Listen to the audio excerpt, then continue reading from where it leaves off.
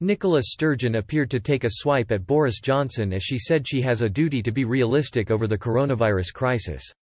The Scottish First Minister said she sometimes feels like the voice of doom, as she discussed her cautious response to the coronavirus crisis.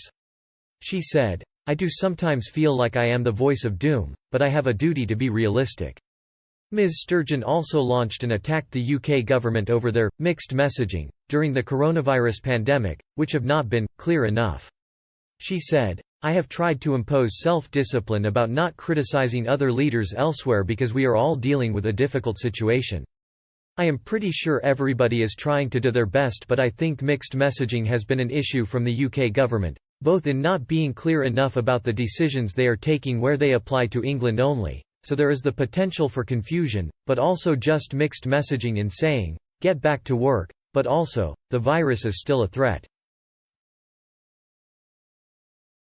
But, speaking to the Scotsman, Ms. Sturgeon insisted, "I don't have an anti-English bone in my body," after she threatened to impose quarantine measures on visitors from England into Scotland.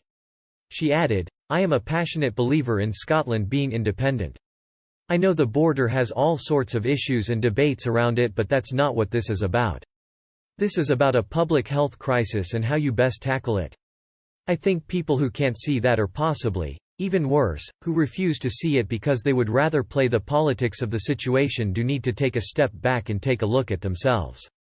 The SNP leader's comments could be seen as a direct jab at Prime Minister Mr Johnson as she continues to usurp authority in Westminster by breaking away from the UK-wide strategy to tackle the COVID-19 pandemic. During the crisis, she's been accused of playing party politics by announcing decisions in relation to a Cobra meeting ahead of Prime Minister Boris Johnson early on in the pandemic.